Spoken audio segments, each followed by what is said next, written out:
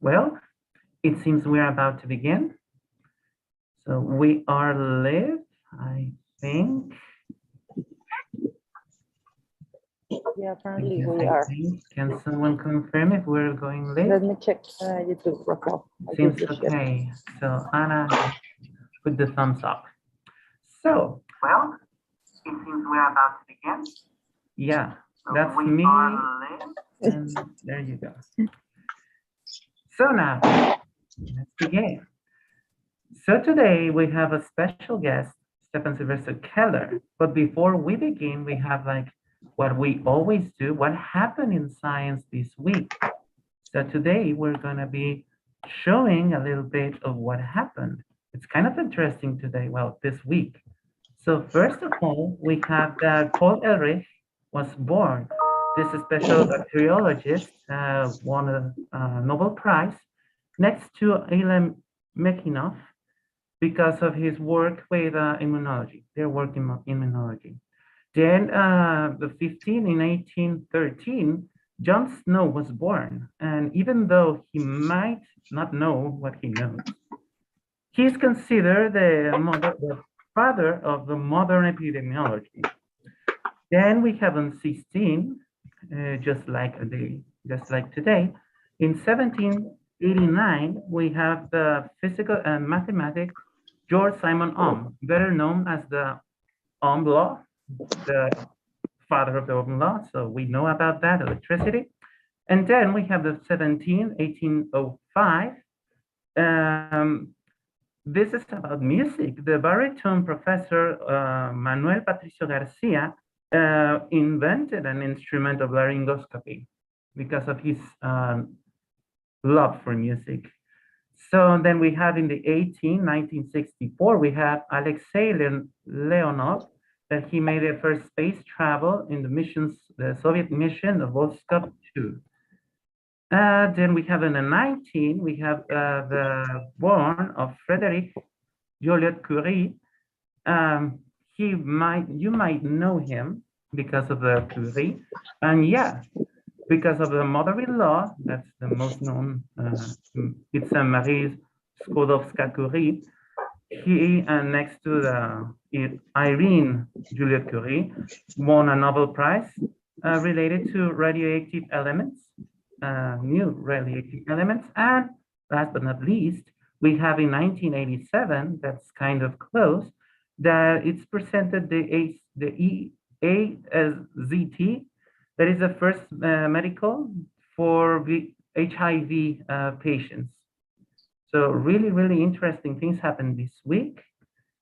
But now we are going to introduce our excellent doctor that we have today for the talk. And here we have, so Dr. Stephan Sylvester Keller, he specializes on the development of biopolymer and carbon and micro and nanofabrication methods that can be used in drug delivery systems, optoelectrical brain implants, and biosensing. He got his degree in microtechnology at the University of Neuchâtel. Later on, his master's degree specialized in microfabrication and electronics at EPFL, and after got his doctorate degree at Dtu Nanotech, with a specialization of fabrication of polymer microsensors. At the moment, he is associate professor at Dtu Nanotech and Dtu Nano Lab.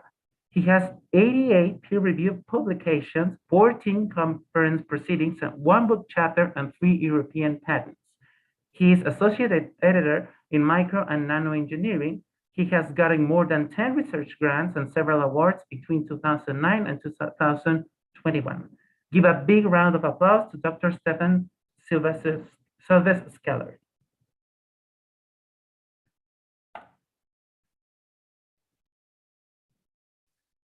Thank you very much for the nice words and introduction. I will share my screen.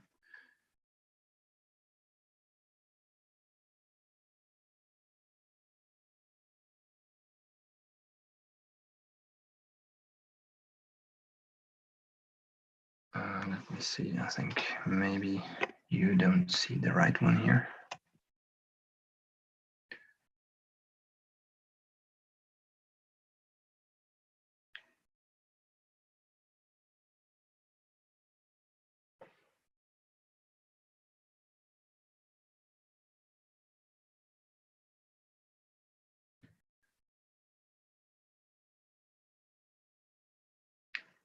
So I hope we are right and in a good setting. You can see my slides. Yes. Good. Yeah, everything's good. Thank you. Okay, so it's a great pleasure for me to share a bit what we do here in Dtu on the field of carbon micro and nanofabrication with a specific focus on health tech and life science, because I can understand that we are in a seminar in mostly biochemistry, bioengineering, life science. So I tried to pick as many examples from that field as I could. And I hope also I will be able to introduce to you some technologies that you have not heard about so far, but that could be useful for your own research.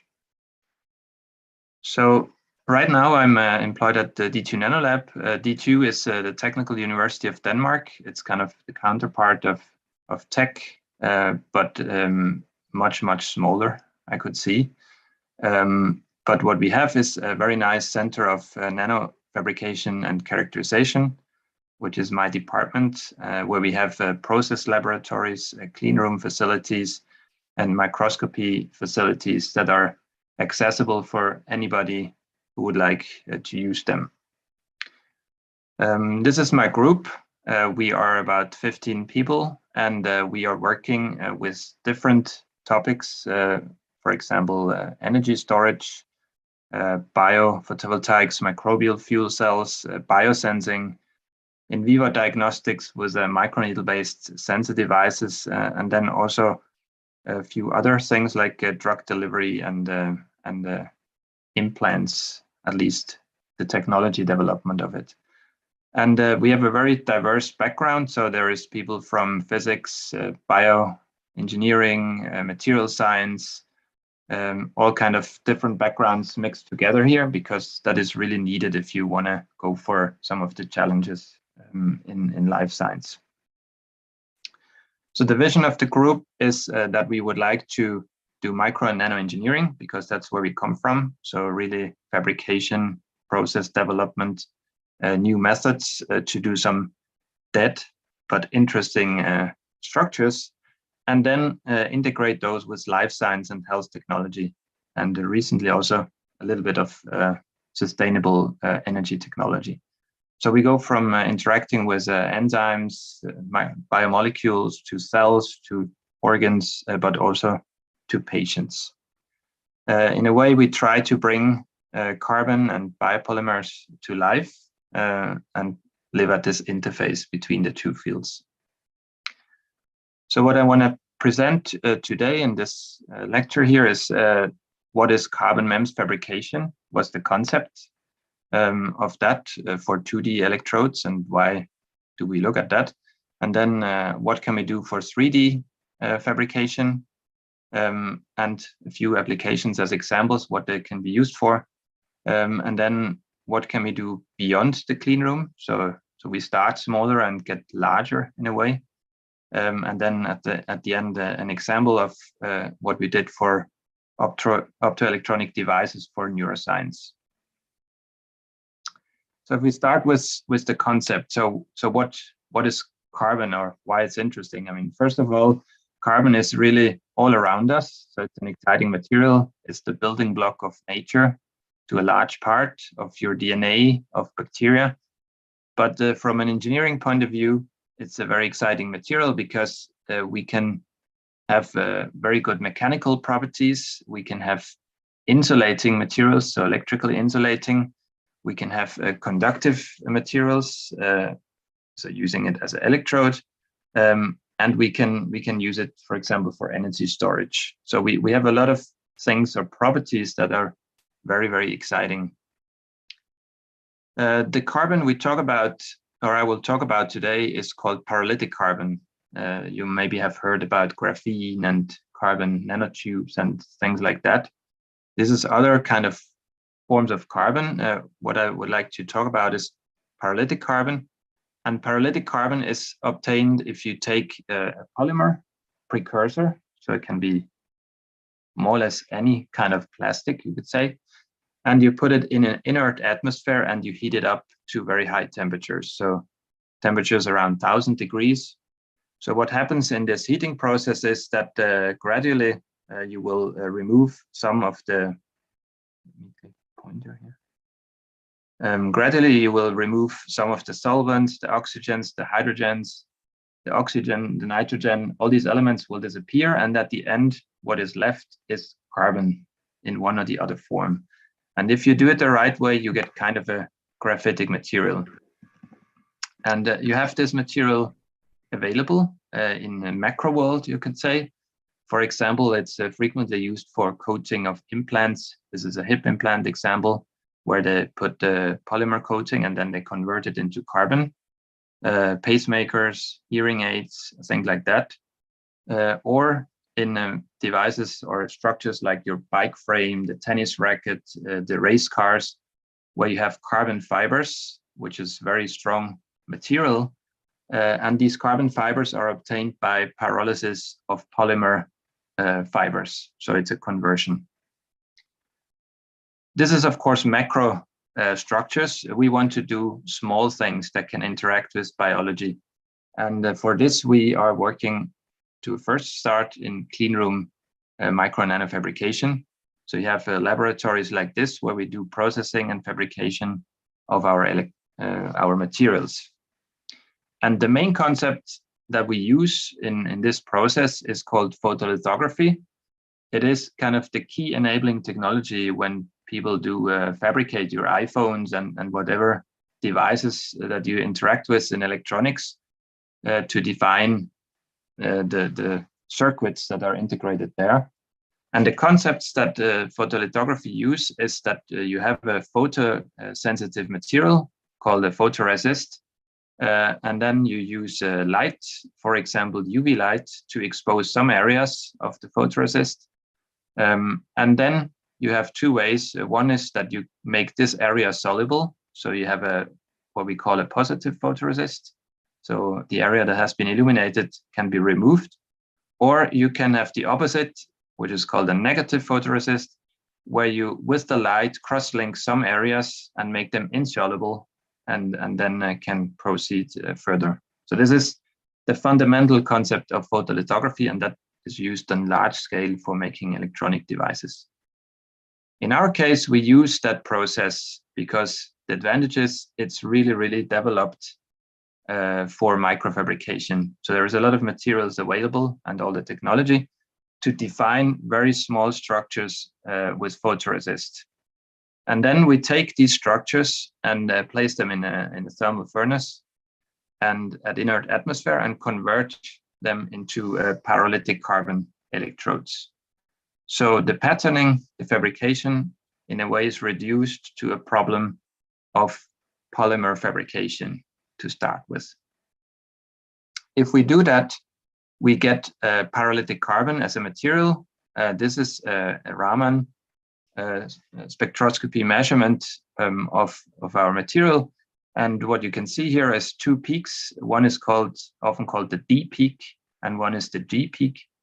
The D peak stands for amorphous carbon, sp3 hybridized. And if you would have a perfect diamond, it would be only a D peak. If you have graphene, you have purely the G peak, which is also called the graphitic band.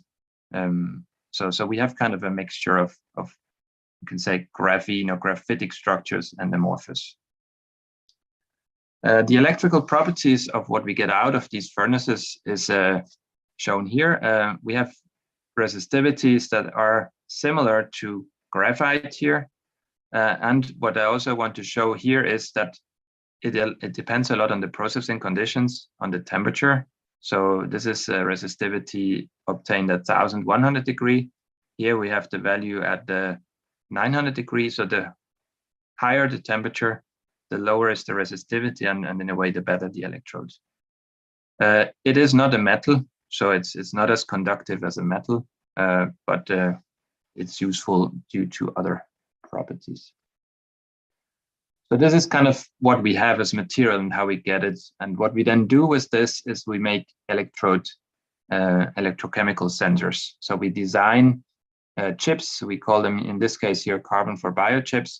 And they consist, is a very simple 3-electrode design. And I could see that you had that there was one of the lectures on the YouTube channel was about electrochemistry introduction, so that was very nice to know. So what we have here is what we call the working electrode, which is the electrode in the middle, the circle, which is the area that we use for our sensing. And then we need a counter electrode, which is this kind of half moon shape here. And we have a reference electrode as the third one, made of a metal. So we have 3 electrodes integrated on a chip, and then the gray layer here is the passivation layer, which perfectly defines the area that we do measurements on. The fabrication of this is really kind of the very most simple carbon MEMS process that we can do. We dispense a photoresist on a silicon oxide substrate. So like this, we make a very uniform film by a process called spin coating. And then we illuminate some areas of that film with light by the use of a photo mask, which is just basically a chromium plate with holes. And then you illuminate, and then you change the chemical properties. And the areas that have been illuminated, they stay and become insoluble. And you can remove all the other areas by dipping in a solvent. And then we do pyrolysis. So we convert these structures into carbon. And then we can deposit gold to define the contacts and the counter electrode, the reference electrode. And then we deposit the passivation layer with another step of photolithography. So this is very technical to start with here, but I mean, just to show that it's not a very long process, and we can do many chips, many structures at a time. And what we get out of this is that we can start to do electrochemical measurements. So this is a typical measurement with a redox probe, what we call a cyclic voltammogram. Basically, we sweep the potential up and down, and we measure the current. And what it has is typically called the duck shape. So the head of the duck and the tail of the duck here in the back.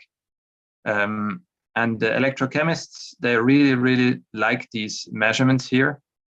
And they look at them like this. The higher the peak current here, the better is the measurement, in most cases at least.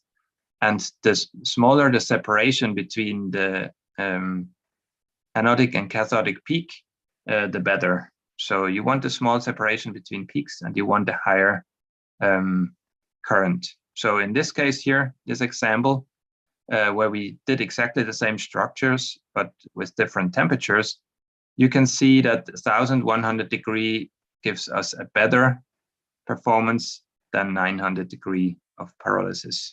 So this is how we start to characterize what we get out of the furnace and what we want to use for our measurements. This is how the chips look after they are diced. So we have many of these chips, and we can then start to do electrochemical measurements with them. So one could say, fair enough, this is nice engineering, and you probably cost a lot of money to make these chips, all good. At the same time, there is screen printing, and some of you might have heard or used even some screen printed electrodes. If you, for example, have diabetes and have a glucose sensor, or if you have worked with electrodes like the ones here shown in the bottom from DropSense, these are made by just smearing paste, conductive paste in a specific pattern on a substrate, and that's it. And they're very cheap. So 2D electrodes in a way are fine, but it's not really worth the pain at some point to do it by microfabrication. So when it really starts to get interesting is when we explore the third dimension and go into 3D carbon micro and nanofabrication. And the concept is exactly the same. So we can start to make 3D polymer microstructures, and then we can place them in a furnace at high temperature, and we will get 3D carbon microelectrodes out at the end. And then we can start to play around. We can take different geometries, we can different starting materials, we can take different conditions of pyrolysis to get electrodes with optimized geometries and properties for specific applications. So the very simplest process to make electrodes here is shown here. So we can start with a flat layer here, the blue one, which again is a photoresist. And then we can pattern pillars on top of that layer and then develop what we call develop, so remove the parts that have not been cross-linked. And then we can paralyze, and then we get carbon structures which are corresponding to the starting point here of the polymer structures. So this is an example here of pillars with a diameter of 3 micrometers and the height of 22 micrometers in polymer. And then when we do pyrolysis, we can convert these into structures that are shrinking because of the process into something that has half the height and half the diameter, but they're still pillars. So that is all fine. So what can we do with this? That is probably your question by now. So we can make large arrays of these pillars. So in our case, large array is large enough to culture cells on top of them. And when we do this, we get things like this. So this is human neural stem cells that are cultured on top of our carbon pillars. And you can see that they really like the surface. So they grab these pillars, they have axons forming, they connect to each other. So they really like the material and the substrate. At the same time, the advantage is that it's not just a substrate, it's also an electrode. So we can actually measure on these cells while they're growing there. So what we have here is neural stem cells, and these neural stem cells are dopaminergic. So meaning they can release dopamine if they're stimulated. So that's what we did. We have stimulated these stem cells after culturing with potassium ions. And when you do that, they release dopamine, and we can measure dopamine while the cells are placed on our substrate, so in situ. So we get this kind of peak, which corresponds to amount of dopamine that is available for the measurement. If we do that on flat surfaces, you can see here the green bar is on flat surfaces. If we then do it on these micro pillars, we get, with the same amount of cells, much higher signals. And this is really good because then we can start to measure on the cells. We can maybe even start to manipulate cells and see what happens to them if they're stimulated and so on. So we have kind of a smart cell substrate here.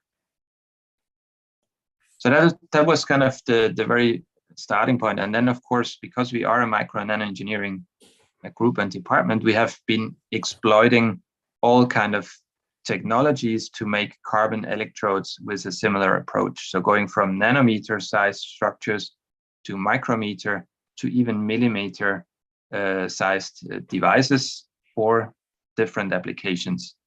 And I'm going to show you a few examples, and I will focus on the ones that have some, where we have used them for some biology application. The very first one I want to go into is that we started to look into, can we do multi-layer photolithography to get even more 3D structures? And for this, we did exactly a similar process as the one that I've showed before. So we made kind of pillars on top of a carrier substrate. And then we changed and used another material, which is has the strange name here, MrDWL40, on top, and another wavelength to illuminate that material. And then we get overhanging suspended carbon structures after pyrolysis. So this is the fabrication process. And what we get out of this is structures like this. So instead of just pillars, we get suspended grids. We can also do the process multiple times. We can get stacking here in the bottom of several layers, crossed structures and things that start to resemble kind of a 3D grid. So having that, we then again thought, okay, what can we do with it? So this is just to show that we get it on large areas. So what can we do with this? Is this just technology? So if we start to integrate these electrodes again on our microelectrode chips, we can actually start to use them for some measurements. So here we placed a grid electrode on top of the working electrode of these chips that I showed before. And then we made this very simple holder, which is kind of a single well plate, you could say. So it has the same size as a well plate format for cell culturing. So then we can start to pipette and culture cells and change media and so on. All this while doing measurements electrochemically in this kind of well plate. The first thing we wanted to do is to see what do we gain by adding these structures. I mean, is there any point of doing it? And that's why we first did, again, cyclic voltammetry, comparing 2D electrodes as pillars, and electrodes with a grid on top. And what we get is, again, these duck-shaped cyclic voltammograms. If we have a 2D electrode for measuring, we get the blue curve here. If we then increase the surface area of the electrode by adding pillars or even the grids, we get higher and higher currents, and that is really useful for measurements. So what we wanted to do with these electrodes, these 3D grids, was then to look if we can do monitoring of bone formation in the lab without the microscope. So kind of developing a smart cell substrate that can both culture cells and where we also can monitor what's going on inside. If you look at bone tissue, it's a rather complex matrix. You have the spongy bone here. In the spongy bone, you have the mineralized hard structure. And in that mineralized hard structure, you have a soft matter here, and then you have osteoblasts and osteoclasts that are constructing and deconstructing, kind of regenerating the bone. So in a healthy tissue, this is all in balance. If you have osteoporosis, there is a degradation of this kind of spongy bone structure.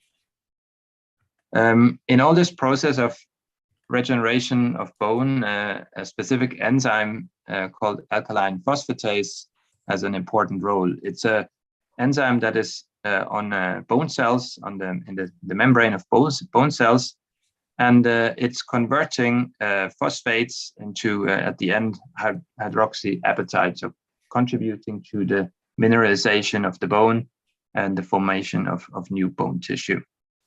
So in a way, good, healthy bone cells have alkaline phosphatase in a highly active, and if you have osteoporosis, that activity decreases. The good thing about this is that we can use the alkaline phosphatase as a handle to see how active and how many healthy bone cells we have in our tissue. Because if we add p-aminophenyl phosphate, PAPP, so this is the green double pyramid here, to a cell culture, the alkaline phosphatase on the membrane will convert it into p-aminophenol, which is the purple or violet here pyramid. And that one then is electroactive. So you can measure it at the electrode and quantify the amount of generated PAP. The more PAP is present, the higher is the peak in the square wave voltammetry measurements. And that's what we're going to use for measuring on these cell cultures. So what Claudia did in her postdoc was she was combining the different elements here in one single platform. She was taking 3D carbon microelectrodes with kind of grid shapes, and they were kind of having very similar properties as the mineralized part of the spongy bone. Then a gelatin hydrogel, which is kind of corresponding to the soft tissue inside, and then osteosarcoma cells as a model system for the osteoblasts. And this kind of combined together should be a smart 3D in vitro model for bone cell. So to do that, she had to integrate the cells, two cells, into the gelatin hydrogel and deposit them on the electrode. So it was deposited in a very specific dimension and shape here, and then cross-linked using transglutaminase. And then when she added PAPP and waited for a bit of time to allow diffusion into the gel to reach the cells, she was afterwards, then she could measure with the square wave voltammetry. And what you get is shown here. So if you have, in a very first experiment on 2D electrodes, she used different numbers of cells, so 500,000, 1 million, and 2 million of cells.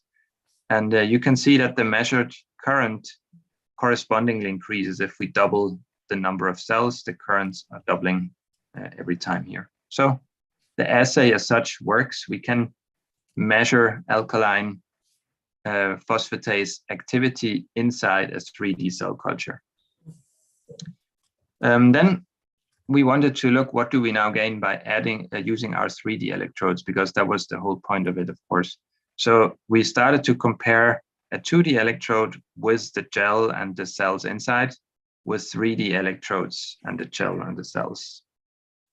So using the same amount of cells, we can get higher signals with the 3D electrode because we have a higher surface area and because the 3D electrodes are kind of reaching inside the gel. So the trend of increase is the same. I mean, the cells are proliferating and gradually. So the signal increases, but we get higher signals for 3D electrodes. If we then go even further and start to use very tall 3D pillars like this. So this is the electrode starting point with one electrode with 60 pillars and one with about 300 pillars. We can again see that the more pillars we have, the more we can measure, and also that we then can start to record trends over a long time. So this is was a 4 weeks experiment of cell culturing the gel, and we start to see a decrease of the signal with time. And then, of course, as biologists, you would probably say, yes, of course, the cells start to die, and then at some point the signal is zero. But luckily, that's not happening. So what really happens when we then do analysis of these 3D cell cultures is that we get more and more spheroid formation. So the cells start to cluster together. They start to grow in spheroids in this gel matrix. And when you have a spheroid, they start to reduce the alkaline phosphatase activity. And that is both because some cells will be inside the spheroid, so it will not be really accessible, but also because they don't need to mineralize the inside, you can say. So this has been shown by others, and here we could actually really measure this in a gel very nice. So this was an example of 3D carbon microfabrication and what can we use it for measurement. Now I want to show you an example of what if we go beyond the clean room. So if we want to actually go on this chart here, from here where we are at 10 to 100 micrometers to larger sizes. And in that case, we developed a method combining UV lithography, like you've seen in the previous slides, with 3D printing, because 3D printing allows you to do taller structures than lithography. So the trick here is that we do kind of a combination of clean room process with 3D printing. So we make a first pattern on a normal wafer, like that we pattern in the clean room with normal photolithography. So we define these red structures here, and then we cut that into pieces so that we have single chips, and we have modified our Formlabs 3D printer to mount these chips inside, and then can print pillars on top of our SU8 polymer part here, the red one. So the blue one is the printed structure, and the red one is what we get out of the clean room. And then we convert both polymers in one single step into the carbon electrode. So how does it look like? So this is an example of some of the first things here that we did. So you can see the circle in the bottom here is what we get out of the clean room pattern like that. And then we printed these pillars on top, and they of course don't look as nicely and shiny anymore as the clean room fabricated pillars, but there's still structures that can be useful. We have then placed these substrates in a furnace with a process that we thought is really great, and that they call here process 1. So a very fast ramping and up to the temperature and down. And what happened is the pillars exploded. So you've got this kind of micro onion structures here on the substrate. And this is just to illustrate that it doesn't, I mean, you can do many things. You change the polymers, you change the structures, but then you have to re-optimize, of course, some of the process. So what we then did is we started to look into the temperature profiles. And here, this is then the blue process, a bit slower ramping and slower ramping down. And then we get these kind of light bulb structures. And if we then optimize the process after some pre-testing and so on, following the black temperature profile, we can actually get nice pillars that can be used for measurements. So this is fine. I mean, these pillars here were not yet very tall, so we have really been pushing this. We can make several millimeter tall pillars on the substrate and then convert them into carbon and get pillars that are still, this is 1.5 millimeter tall with a width of 160 micrometers. And it's nicely connected to the bottom layer, which allows to interface with it. So what can you do with this? So together with Twente University in the Netherlands, we were looking into heart-on-a-chip applications. And they have had this really nice, developed this really nice platform where you have kind of very small part of a heart-on-a-chip, of course. So the blue part is the cardiac muscle tissue. The red part should be a channel simulating the endothelium. And the idea was to see effects of drug and on the heart muscle cells and how do they interact together. So this was their system they had, and then they approached us and said, could we maybe integrate some electrodes into these blue chambers to be able to make the heart cells beat, so kind of actuate them while they're there. And then we had a student visiting us and developing this system here, where we have a chip with some leads, and then the black part here are these electrode pillars that had to be quite large to reach into these muscle cell cultures. And what we did then was developing the structures, integrating them. So this is the pillars of the pyrolysis. This is when they're inside the heart muscle cells culture. So, and then they were taking this back to the Netherlands and were able to demonstrate that they can make heart cells beat with a specific frequency. So this is 1 hertz, this is 2 hertz, and then they could monitor the movement of the culture, and it was really corresponding to the frequency that they were applying. So interfacing between the biology and our stimulation electrodes. So this was an example of going larger. And then if we want to go even larger, so if we go up here at the end of the scale for our world, 10 millimeters and so on, we completely have to forget about clean room. And then we only look into 3D printing. So what we do there is we purely use the stereolithography process, in this case also a Formlabs printer, but it could be any light-based printer. And then we print structures and we optimize the pyrolysis process to get some really nice and 3D geometries in carbon, which correspond to the printed structure in the start, but shrink a lot. So if you look here on the left side, you have the 3D printed structure here, the circle and the lead. And then after pyrolysis, it looks exactly the same, but it just shrinks about 50% in all directions. And with this, we can, if we then look inside, we can see the structures are really conserved.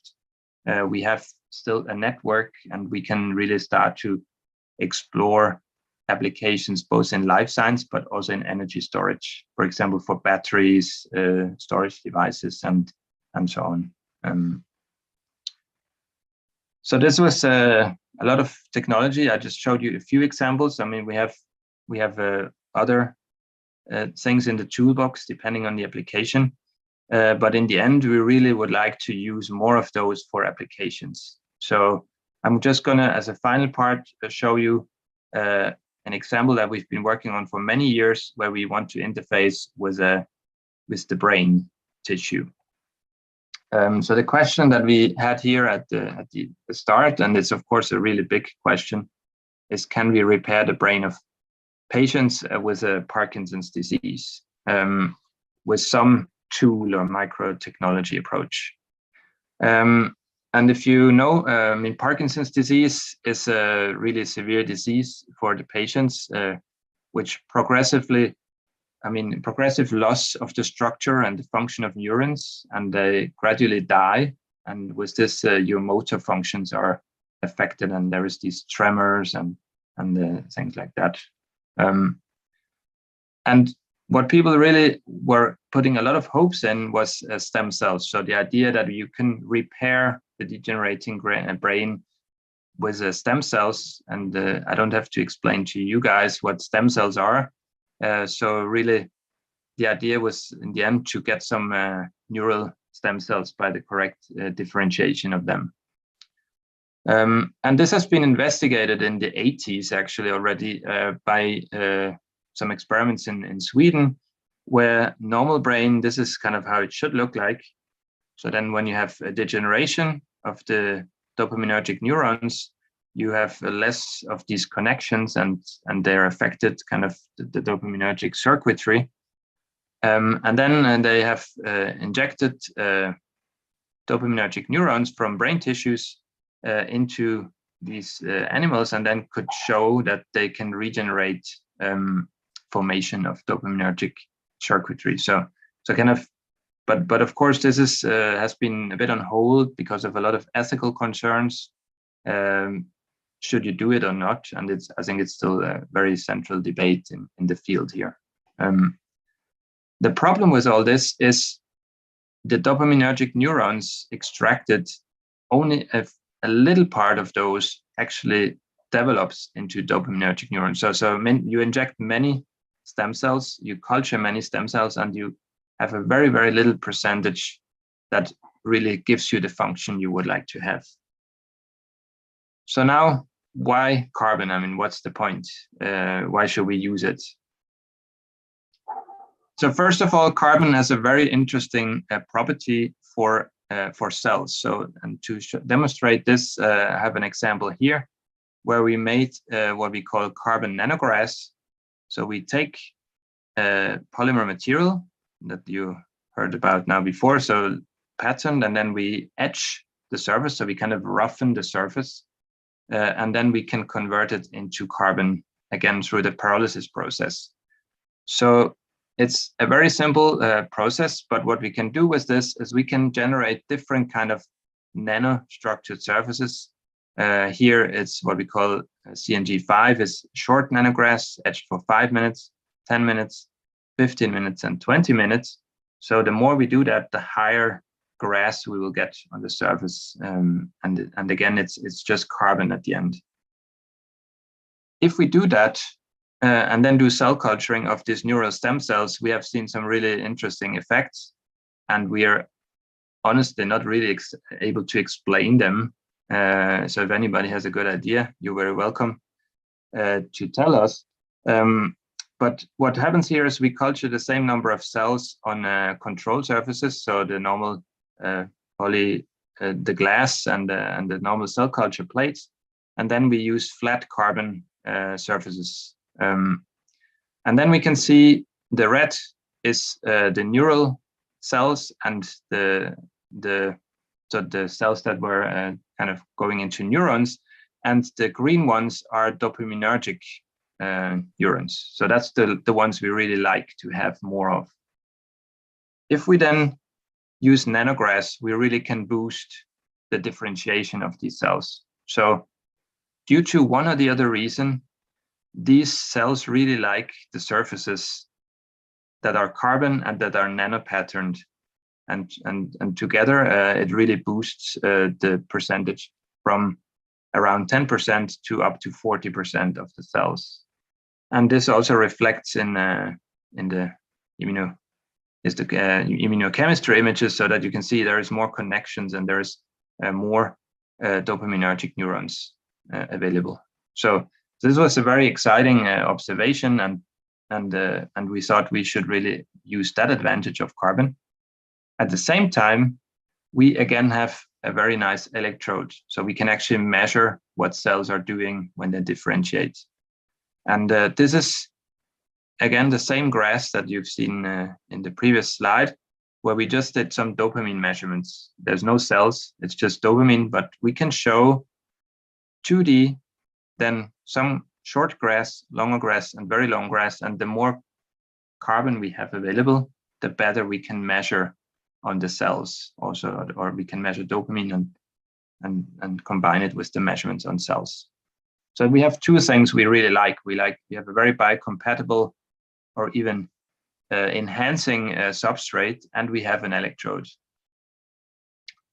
So then we thought, what can we do with this? And then we saw this really exciting method, which you probably have heard about, optogenetics. So optogenetics is the modification of cells to be able to be stimulated optically. So if you do the right things genetically modifying cells, you can introduce some ion channels in the cell membrane, and then when you shine light on the cells, they start to behave as you like. So you can look at some very scary videos about mice that start to walk when you switch on the light and stop walking when you switch it off, and things like that.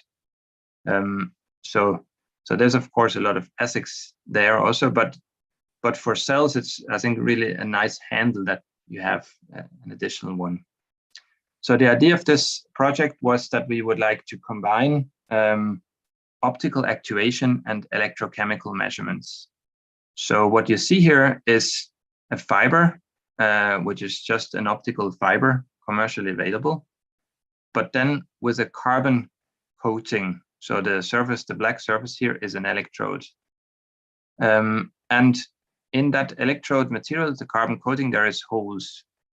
So when we shine light through the fiber and do it the right way here, then we get light leaking out of this fiber into the surrounding cell media. And if we then culture cells, like the orange things here, on top of this fiber, they will be stimulated by the light, release dopamine, and we can use the carbon electrode to measure in a kind of feedback loop how much dopamine was released.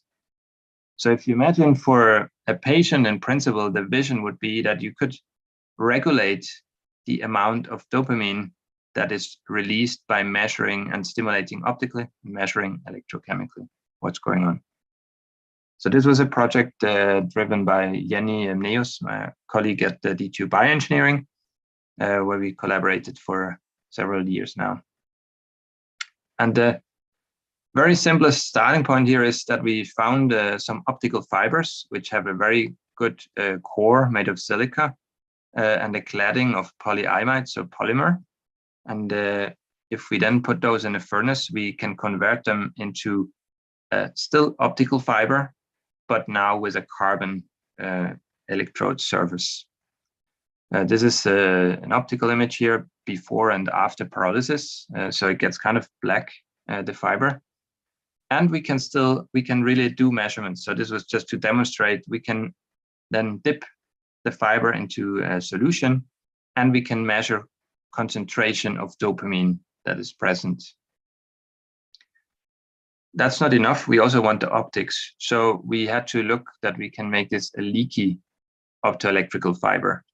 And for this, we used laser ablation. So we developed a method where we could drill small holes into this optical fiber and through the kind of carbon cladding. So if you have in a normal fiber perfect reflection of light, if then there is a hole here, the light will leak out and will go into the surrounding media. In practice, it looks like this. So this is an optical fiber with the carbon coating and an array of holes.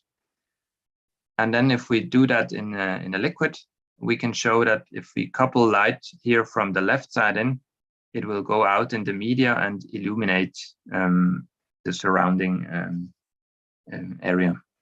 So the light feature, you could say, works. So combining this, we get something like this. So we have the optical fiber. It's not completely trivial to culture cells on a fiber all around. So this is a little bit of method development there. But what you can see here, the kind of spaghetti is the cells that are growing on the optical fiber. And if hopefully you can also see there is a few dots here with bluish color. So this is the holes where the light is coming out from the fiber, from the inside, you can say. And what we then did is we could demonstrate that we can activate these optogenetically modified stem cells to release dopamine. So this is the black curve here is where we run the experiment. Then we switch on the light with these pulses here, and then we can measure a peak of dopamine that is released by the cells. So we can do 1, 2, 3, and then we did some pulse trains here. If we use cells, exactly the same cells, but not modified with the optogenetic modification, nothing happens. So if this is the red curve here, it's just cells without the optogenetic modification, and they can be illuminated and nothing happens. If we then stimulate those chemically, we can again measure the dopamine. So that was nice to see. And the next step of this is that we now work on integration of these components into a microelectronic device, so that you don't have to put an optical fiber in a patient, you could say, in the brain, but that you actually can have a probe that more or less can go inside, like the ones that used for deep brain stimulation or something like that. So this is under development, you could say. So this is kind of the summary of what I wanted to share with you. So we have a relatively simple concept called pyrolysis, where we convert polymer structures into carbon. If we do it the right way, we can get from nanostructures to millimeter-sized structures and tailor the properties of these materials. And we can use them for many things. We can do electrochemical sensing, cell substrates, organ models, neural probes. This is the examples that I've been showing you. But we do many more things in the group. So we do transdermal diagnostics, ion plants, energy storage devices, microbial fuel cells, and so on. So once you have the technology, you can really go and see what can we use it for and exploit what you have. And with that, I would like to thank the organizers of the seminar for inviting me, and of course all the great guys in my group. And really super happy that the two guys here, Gerardo and Adriana, visited us. So they were from Tech as exchange students in fall, coming for 5 months each to visit us for a practical hands-on project in our clean room. And they did some really great work and some devices that we are now using for our applications. So thanks to Anna for assisting in that process. And yeah, that's all I had. And I'm very happy if you have some questions. Thank you, Dr. Keller. On behalf of the audience and the team organizing these talks, we appreciate the time you have shared with us to share everything that you're doing. Guys in the public, any questions? If you want to interact and ask directly, just please raise your hand. Or if you don't want to interact, you can write it down in the chat, whether it's in English or Spanish. We'll try to translate as best as we can. And Dr. Lozano, if you can open your mic and present yourself. Hi, Stephan. Thank you for the presentation. It was really fascinating, all these applications that you and your group have been working on. I had a question about this cardiac model or cardiomyocytes and endothelium. So in this case, the involvement from your lab was how to provide these electrodes to provide some current to the cardiac myocytes. Is that right? Yes, exactly. So I don't know anything about cardiac cells, to be honest. So I just was told we would like to have these electrodes and they should be able to, and then we did this engineering, you could say, from our side, and they did the measurements in the Netherlands. Yeah. So I was wondering, or maybe I got lost while explaining that. So what would be the advantage of having these tubular electrodes compared to just simple, as you call them, like flat carbon, or just two pieces of carbon just sending the current? Yes. What was the advantage? Yeah. Let me go back to that system here.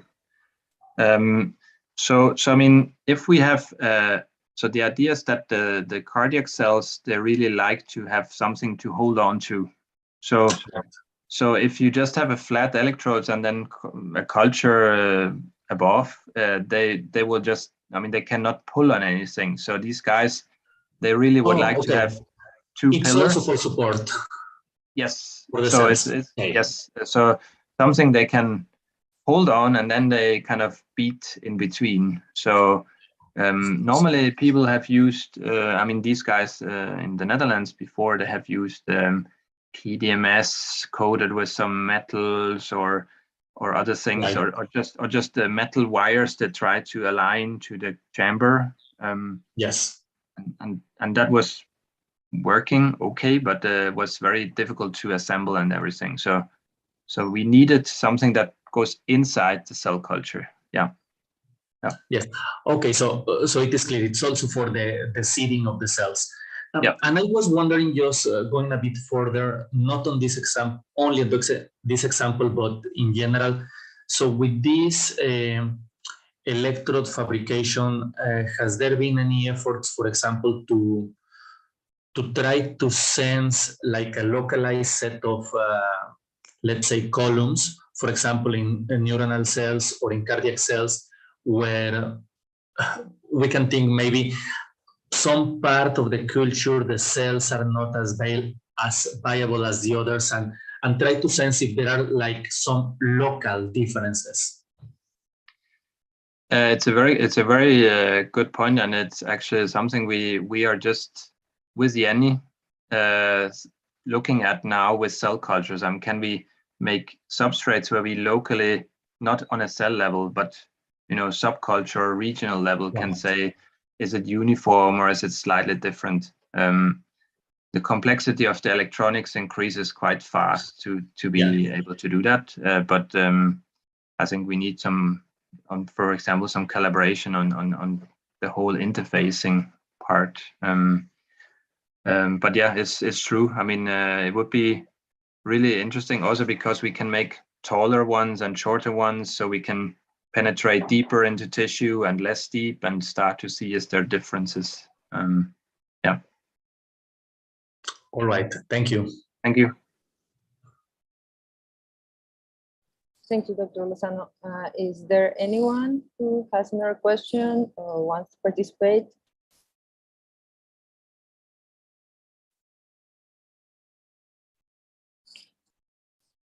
Okay.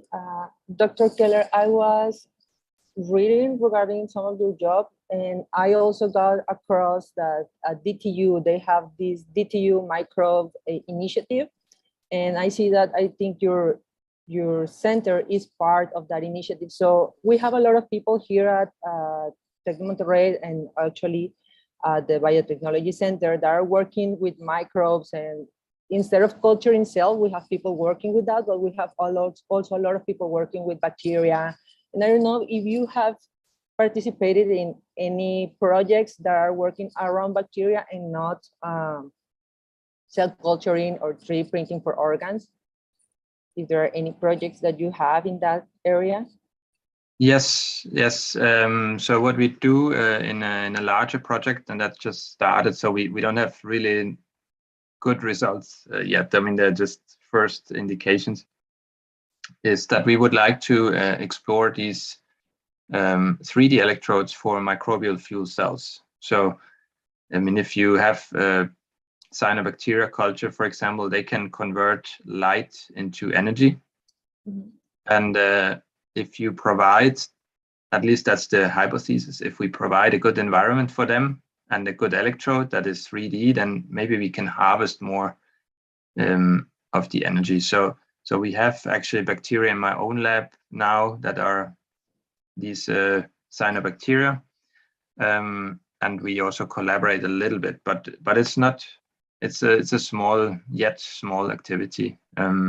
So that, and then also collaborators in the Dtu microbes. Actually, there is some people at Dtu, what we call environmental department, where they use bacteria to synthesize chemicals, and that could also be. I mean, that we also have done some first interactions and see if we can do electrosynthesis using bacteria. So, but yeah, not so much yet. Yeah. Just starting. Yes. Okay.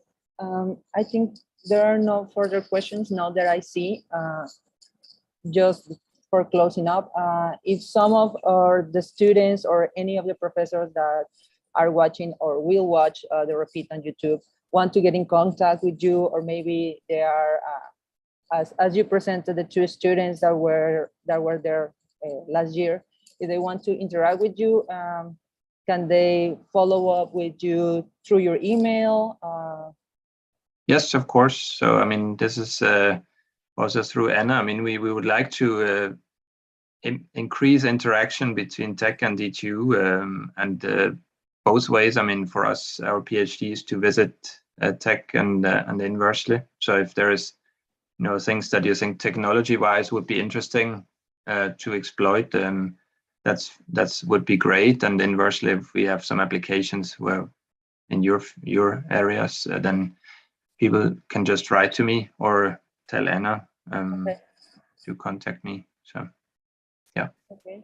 Well, thank you. I believe that will be all. Thank you for your time and for arranging this talk. Well, just 1 minute. Yes, Anna, please. Yes, I would like to make a small remember that the call for the conference in Nano in summer is open. Maybe Stephan, you can share with the audience for those who were late. And I would like to thank Stephan and to say that yes, we are working with some of the researchers that are here now today, with Israel and Daniel, who I think couldn't make it, or I don't see him, and some others. So if you are if you have master students, PhD students who would like to come to DTU, please let me know. We are running a research internship program, and we are now in the process to select some students to come to DTU. But I leave it here, and if you have very close to say to the invitation, and then we stay, if we can stay 5 minutes with Israel. I see him here already, and to have a few words. Thank you, Aide, Berenice, Raquel, and everyone in the Biotech Center. Thank you. Thank you, everyone. And Stephan, thank you. Thank you. But that will be all, guys. Thank you all for joining. Thank you very much. It is in the chat. You can have the link to the conference.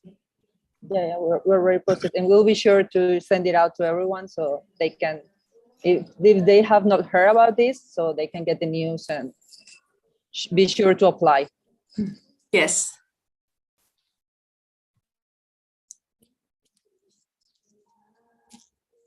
Israel, hola. ¿Qué tal? Hola.